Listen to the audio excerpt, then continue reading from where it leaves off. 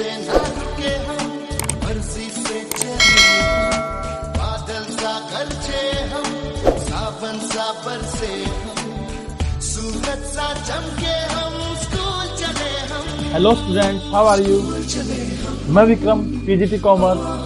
आज आप लोगों के लिए लेके आया हूँ क्लास 12 अकाउंटेंसी से चैप्टर 1 फंडामेंटल ऑफ पार्टनरशिप का टॉपिक।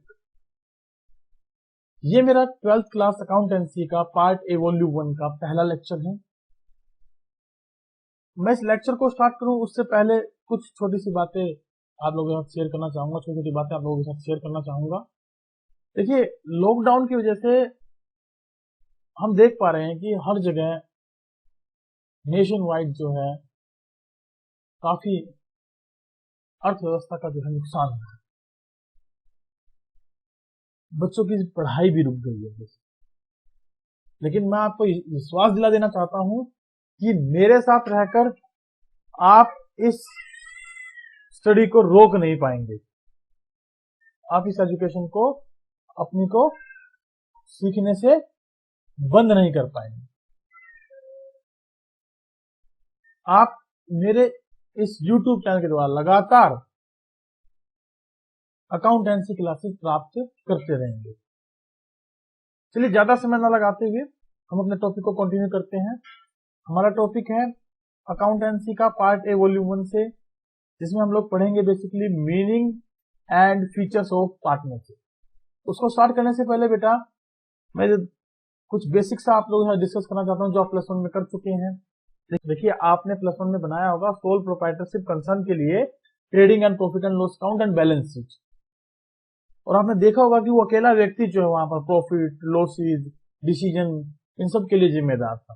अगर लायबिलिटीज क्रिएट हुई तो वो अकेला पेड करेगा, लॉस हुए तो अकेला क्लियर करेगा, प्रॉफिट हुआ तो उसको अकेले के हैं, डिसीजन लेना है तो उसने अकेले लेना है। तो आप जरा सोचिए, अगर एक व्यक्ति इतना इंटेलिजेंट हो जाए कि सारे रिसोर्सेज को कमांड कर सके, तो जो है वो सारी चीजों पर कंट्रोल कर सके, then what would happen? The business will continue forever, whether it is a sole proprietorship firm, whether it is a partnership firm, whether it is a company. क्योंकि अगर अकेला ही व्यक्ति इतना सक्षम होगा तो अगर वो मर भी गया तो उसकी जगह कोई दूसरा व्यक्ति आकर उस बिजनेस को कंटिन्यू कर सकता है। लेकिन ऐसा पॉसिबल नहीं है। If one man was intelligent enough and commanded all the resources that he needed and also the necessary power to do everything, he would have carried on his business as an individual. Alas, this is not true in real life, my dear students. As the business expands, one needs more capital and large number of people to manage the business and share its risk. Yes, that's why we have the topic partnership, we have the concept partnership in our life. Here, partnership means the name suggests that when two or more than two people come together, then they will start a business for sharing profits and losses, and they are to be said in partnership. Yes, partnership का मतलब हम समझे, nature of partnership का मतलब अगर हम समझे बेटा तो क्या होगा? When two or more persons join hands to set up a business and share its profit and losses, they are said to be in partnership. As per section 4 of Indian Partnership Act 1932 defines partnership as the relation between persons who have agreed to share the profits of a business carried on by all or any of them acting for all. बेटा, इस line को, इस definition को आप मामूली definition ना समझें, इसको अंडरलाइन करें, सेक्शन को अंडरलाइन करें, एक्ट को अंडरलाइन करें, क्योंकि ये चैप्टर की वेटेज जो है वो कई बार एक नंबर के क्वेश्चन इन्हीं लाइनों में से उठा के पूछ लेता है। और नियर अबाउट ये चैप्टर 8 नंबर का हमारे एग्जाम में आता है, तो 8 नंबर के लिए इस चैप्टर की जो वेटेज है वो काफी ज्यादा है। इसको आप समझने की अच्छे से कोशिश करें। और जो मैं कह रहा हूं आपको कि सेक्शन 4 को आप अंडरलाइन करें, इंडियन पार्टनरशिप एक्ट को अंडरलाइन करें और इस डेफिनेशन को अंडरलाइन करें, क्योंकि इस डेफिनेशन के आधार पर ही हम सारी फीचर डिस्कस कर लेंगे। देखिए बेटा, इसमें पहला वर्ड है रिलेशन। रिलेशन का क्या मतलब है बेटा? रिलेशन का मतलब है संबंध। जब दो या दो से अधिक व्यक्ति आपस में मिलकर जुड़ते हैं किसी पार्टिकुलर बिजनेस को करने के लिए, तो उसे क्या बोला जाता है कि they are in the partnership. ये होता किनके बीच में है? Between the persons who have agreed, जो कि एग्रीड हुए हैं, तो किस पार्टिकुलर चीज के लिए वो एग्रीड होते हैं बेटा? To distribute the profits and losses, to share the profits, losses are to be implied. क्यों? क्योंकि बेटा कोई भी बिजनेस को इस उद्देश्य से स्टार्ट नहीं करता कि वो अगले साल बंद कर देगा। उसका मोटिव क्या होता है? The business will go for the indefinite period, that's why in the definition it is to be written as to share the profits, share profits के लिए।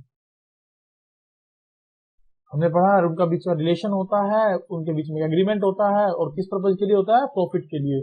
और उस प्रॉफिट को किससे अर्न करते हैं बेटा? एक बिजनेस से। और बिजनेस कैसा होना चाहिए? लीगल बिजनेस होना चाहिए, रेगुलर बिजनेस होना चाहिए, जिसमें वो रेगुलर एक्टिविटीज परफॉर्म कर सके, जिसके आधार पर उनको प्रॉफिट हो तो उस प्रॉफिट को वो डिस्ट्रीब्यूट कर सके। कैरिड ऑन बाय ऑल, बेटा देखिए इस लाइन को समझेंगे। कैरिड ऑन बाय ऑल का मतलब है कि सभी बिजनेस को कैरी कर सकते हैं, सभी बिजनेस के जो अफेयर्स हैं उनको मेंटेन कर सकते हैं, डॉक्यूमेंट उनको मेंटेन कर सकते हैं। एंड नहीं सॉरी, और any of them acting for all, और उनमें से कोई एक सब के लिए भी काम कर सकता है। बेटा ये जो फीचर है इसको हम बेसिकली म्यूचुअल एजेंसी रिलेशनशिप बोलते हैं, जिसका मतलब होता है principal and agent, principal and agent relationship, कि हर एक पार्टनर प्रिंसिपल भी होता है, हर एक पार्टनर एजेंट भी होता है। इसका मतलब है यदि एक पार्टनर ने कोई काम किया तो बाकी सारे रिस्पॉन्सिबल होंगे, और अगर सभी मिलकर काम कर रहे हैं तो सभी रिस्पॉन्सिबल हैं ही for the welfare of the firm. तो इस डेफिनेशन के आधार पर अगर हम फीचर देखें तो हमारी फीचर्स क्या क्या आती है बेटा, जरा देखते हैं।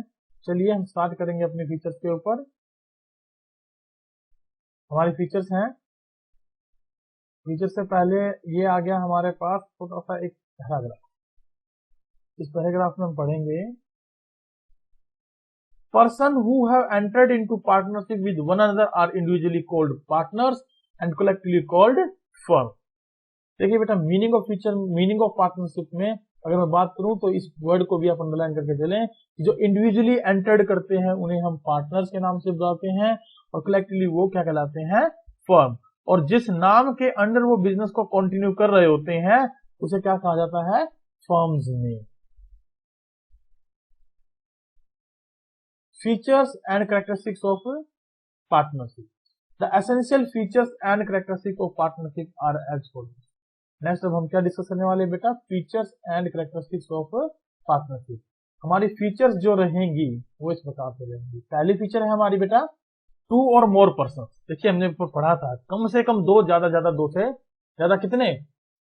हमारे को रेस्ट्रिक्टेड है कंपनीज एक्ट 2013 के according, maximum number of partner can be 50।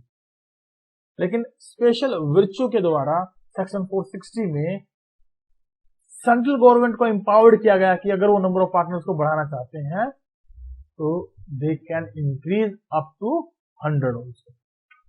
तो क्या है बेटा फीचर का मतलब, जरा समझते हैं। In order to form partnership there should be at least persons coming together for a common goal. In other words the minimum number of partners in a firm can be 2 and there is however a limit on their maximum number. By the virtue of section 464 of Companies Act 2013, the central government is empowered to prescribe maximum number of partners in a firm, but the number of partners cannot be more than 100. Is it? The central government has prescribed the maximum number of partners in a firm to be 50 under Rule 10 of the Companies Miscellaneous Rule 2014, and thus a partnership firm cannot have more than 50 partners. ध्यान रखिए बेटा हमारा partnership act जो है वो number of partners को restricted नहीं करता। रेस्ट्रिक्टेड कौन करता है? Company act 2013। इसके अकॉर्डिंग 50 से ज्यादा मेंबर हमारे नहीं हो सकते, और इस पर रूल 10 लगता है कंपनीज मिसलेनियस रूल्स का 2014 में। तो नेक्स्ट है हमारे पास, नेक्स्ट फीचर है एग्रीमेंट। व्हाट इज एग्रीमेंट बेटा? Agreement basically a written document or it can be oral also. Partnership is the result of an agreement between two or more persons to do business and share its profit and losses. The agreement becomes the basis of relationship between the partners wherever partnership agreement is in writing. The document which contains the terms of agreement is called partnership deed. प्यारे बच्चों partnership deed या agreement या मैं इसको कहूं article of partnership, तो एक ही बात है। इसका मतलब होता है जो फर्म के अफेयर्स को इफेक्टिवली और एफिशिएंटली कैरी करने के लिए जो गाइडलाइंस प्रोवाइड करता है, रूल्स रेगुलेशंस देता है, उसे हम क्या बोलते हैं, पार्टनरशिप डीड या एग्रीमेंट या articles of partnership.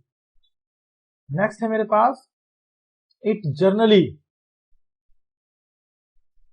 generally contains the details about the aspects affecting the relationship between the partners, including the objective of business, contribution of capital by its partner, ratio in which the profit and losses will be shared by the partner, and entitlement of partner to interest on capital, interest on loan। इसका मतलब इसमें जो details लिखी होती हैं बेटा, वो basically क्या लिखी होती हैं, जो पार्टनर्स होते हैं उनके बीच में रिलेशनशिप कैसे गवर्न करेंगे, वो उनका ऑब्जेक्टिव बिजनेस का क्या होगा, कितनी कैपिटल वो लगाएंगे, किस रेशो में लाभानी बांटेंगे, या उनको इंटरेस्ट ऑन कैपिटल कितना मिलेगा, इंटरेस्ट ऑन लोन कितना मिलेगा, सैलरी दी जाएगी कि नहीं दी जाएगी, ये चीजें इसके अंदर लिखी होती है। नेक्स्ट फीचर है business. The agreement should be carry on some business. Agreement should be to carry on some business.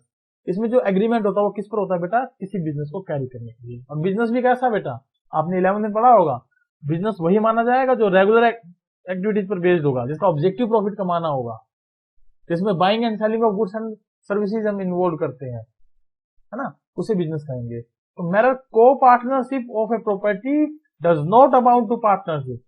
ये ध्यान रखें कि केवल किन्हीं पार्टिकुलर एसेट्स पर, प्रॉपर्टी पर यदि हमारा को ओनरशिप हो जाए तो उसे हम पार्टनरशिप नहीं कहेंगे।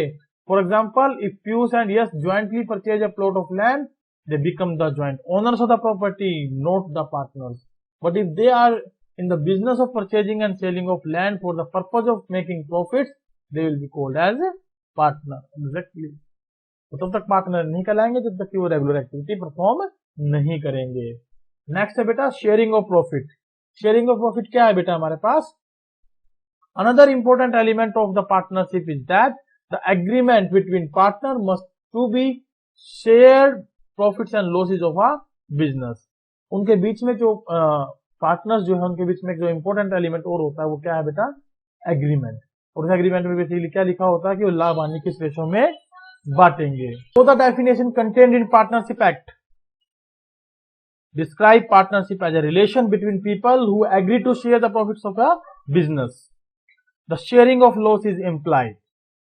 Thus, sharing of profits and losses is important. If some person join hands for the purpose of some charitable activity, it will not be termed as a partnership. Remember, my dear students, कोई भी activity जो charitable purpose के लिए है उसको हम partnership नहीं कहेंगे, because I told you business should having the objective to earn the profit, whereas not for profit organization who having the objective to provide the services free of cost or at a nominal charges, having the objective to serve the society, not to earn the profit.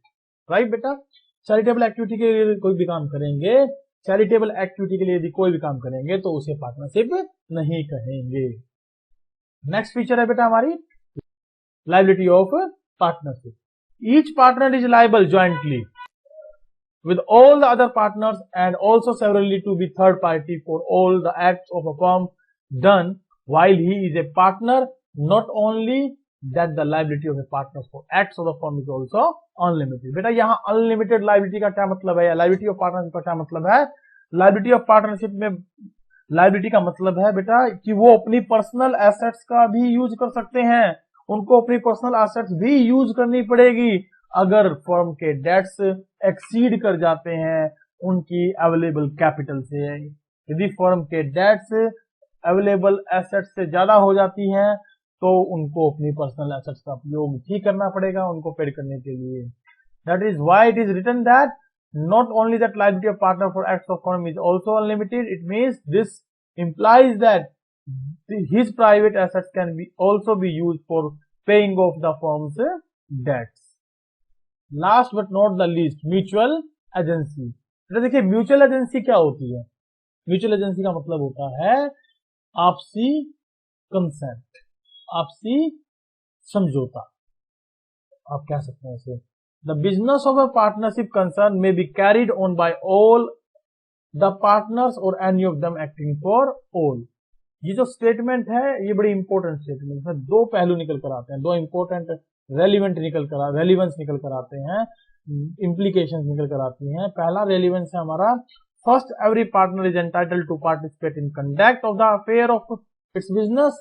इसका मतलब है कि हर एक partner को अधिकार है कि वो बिजनेस के कंडक्शन में, बिजनेस के अफेयर्स को मेंटेन करने में पार्टिसिपेट कर सकता है। दूसरा है second, that there exist relationship of mutual agency between all the partners, कि जो जितने भी पार्टनर होते हैं उनके बीच में कैसा संबंध होता है, एक म्यूचुअल रिलेशन होता है। Each partner carrying on business is principal as well as the agent for all the other partners. He can bind other partners by his acts and also is bound by the acts of other partners with regard to a business of the firm. Remember that, with regard to a business of the firm. इसका मतलब है कि अगर वो firm के लिए कोई भी काम करते हैं तो उसके कारण जो भी लाइबिलिटीज, रिस्पॉन्सिबिलिटीज क्रिएट होती हैं उनके लिए वो एक दूसरे के प्रति क्या होंगे, जिम्मेदार होंगे। तो relationship of mutual agency is so important that one can not say that there would be no partnership if the elements of mutual agency is absent। प्यारे बच्चों हमेशा ध्यान रखना, ये इंपॉर्टेंट एलिमेंट है, अगर ये नहीं है ना तो पार्टनरशिप ही नहीं है। वैसे तो ऊपर जितनी भी फीचर्स हमने पढ़ी वो सारी की सारी इंपॉर्टेंट हैं, लेकिन इसको हम ज्यादा प्रेफरेंस क्यों देते हैं बेटा, क्योंकि इसके पार्टिकुलर जो स्टेटमेंट में मीनिंग लिखा गया है, ये जो पॉइंट लिखा गया है ना, carried on by all and partners और any of them acting for all, ये इंपॉर्टेंट पॉइंट है। कई बार इसका ट्रू फॉल्स पे क्वेश्चन हमसे पूछ लिया जाता है, बताइए कि स्टेटमेंट ट्रू है कि फॉल्स है, अधूरी डेफिनेशन देकर, अधूरा मीनिंग देकर। ध्यान रखिएगा, इस पूरे टॉपिक में जो मैंने आज पढ़ाया कम से कम मेरा मानना है, और ज्यादा से ज्यादा भी आप पढ़ो तो 2 क्वेश्चन जरूर पूछे जाते हैं 1 नंबर के, तो आप इसके ऊपर पूरा कंसंट्रेशन के साथ समझें। Thank you very much. I hope आपको ये क्लास बहुत पसंद आई होगी, और मैं अपनी नेक्स्ट क्लास के साथ आपसे शीघ्र ही मिलूंगा अपने YouTube चैनल पर, Vikram sir classes. Kindly subscribe it, like it and maximum share with your friends, colleagues, so that they can also get the benefit of these classes. Thank you very much. सावन सा बरसे